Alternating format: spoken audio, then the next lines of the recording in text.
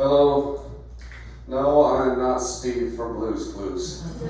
Just want to rip that Band-Aid off real fast. I drove by a sign recently that said, "Every veteran is worth fighting for." I'm like, really? Every veteran? I mean, like, guys, I don't know if you know this, but the veteran community includes Jeffrey Dahmer, Timothy McVeigh, and J.D. Vance. There's some poop in the punch bowl, is what I'm saying. Let's see, I want to get to know y'all a little better. Make some noise if you live in Texas. Wow, what a small world.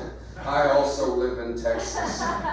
I live in Killeen. Has anyone here ever been to Killeen, Texas?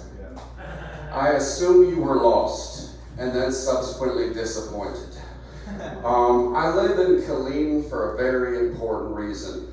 The federal government told me I had to. They were like, you can move to Killeen or go to prison. And I'm like, woo, that's a real Sophie's choice right there. How bad is prison? No, for real, I've been to Killeen, I've never been to prison. I'm not sure which one's safer. Which is saying something, because I look like this. True story, a comedian once told me that I looked like a prison skinhead gang's accountant. And that comedian had spent time in prison. But enough about the time I met Bill Cosby, let's keep going. Fort Hood, the big post in Killeen, was in the news recently. For once, it wasn't about a murder. So you see, the name has changed from Fort Hood to Fort Cavazos to Fort Hood over the span of 2 years, which is proof that you can take the Confederacy out of the name, but you can never take Killeen out of the hood. That works double because the town is very ghetto and most of the population owns a white hood. Give me a second to catch up with that one. Now, being stationed in Killeen does make me really appreciate some of the nicer places that I've been stationed with the Army, like Afghanistan. Has anyone else here ever been to Afghanistan?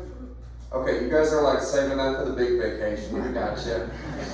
Now, since you've never been, I can paint a picture for you. Imagine if Texas and the moon had a baby, and then somebody bombed that baby forever. So basically just imagine Oklahoma. All right. I am a combat veteran. Is anybody else here? Okay. I don't know if deploying to a combat zone makes me a hero. All I know is it makes me part of less than 1% of America's population that has masturbated in Afghanistan. Every time I'm in the news, I'm like, I jacked it there. Now I've got this very Pavlovian reaction to seeing porta-johns. I'm like, oh, now boy, we don't have to do that there anymore. But we can, and that's what freedom is all about. My name's Pete Barlow. That's been my set. Make some noise for your host, everybody.